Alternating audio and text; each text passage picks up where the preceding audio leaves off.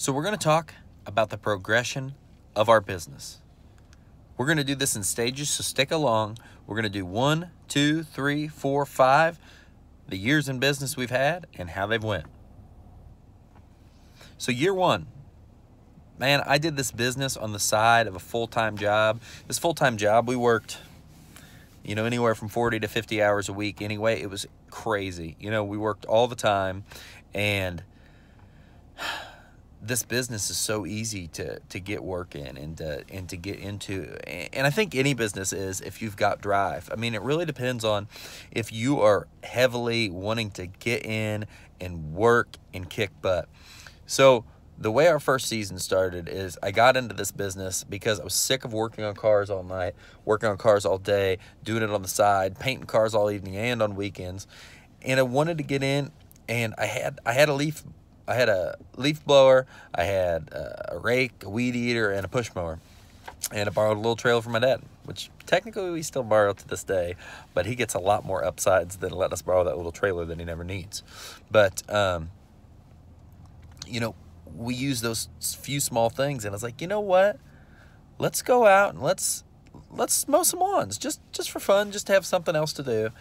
And it's always been that way with me. I'm addicted to whatever I do.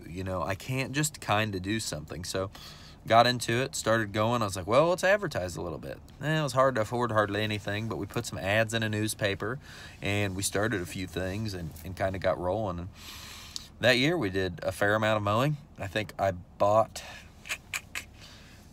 the push mower, bought a commercial Toro push mower, and got a little bit of equipment, and I think we picked up 25 yards that year. We did some fall cleanups, did a little bit of extra little tiny jobs in between stuff, and we stayed pretty busy for doing this on the weekends and evenings. And this just kind of kept going and going and going.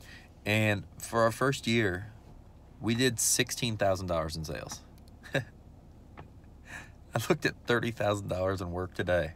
Like, it's insane, I mean, the stuff is just crazy. Like, you go from that, and then you do that much in work in a few days now, and things change so quickly.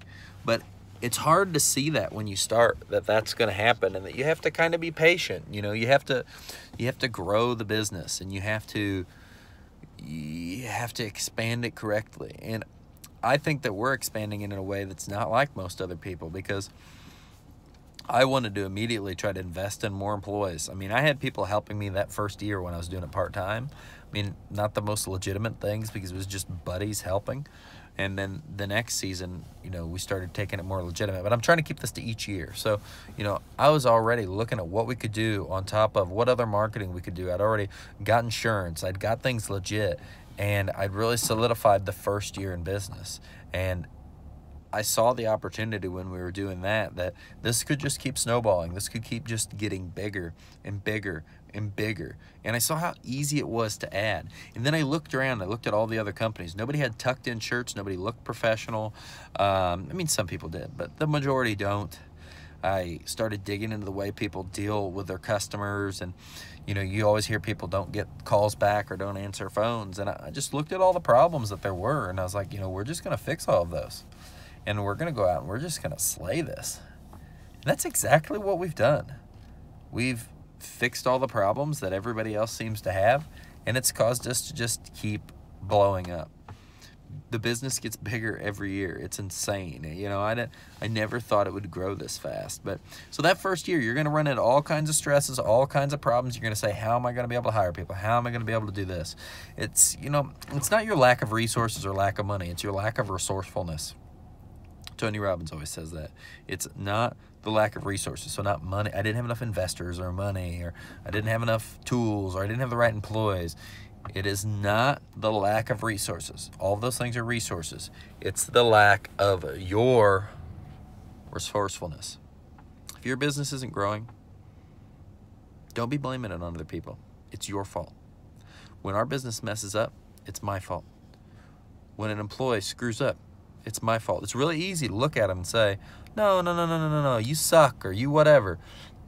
But it's a lack of guidance from my part. It's a lack of business structure that allowed that to happen.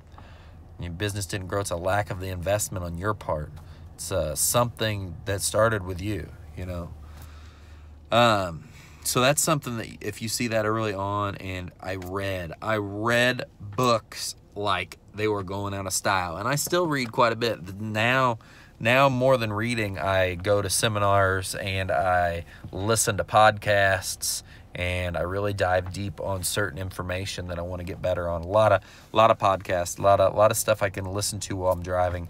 Not as many books, because I don't really skew all over the place now.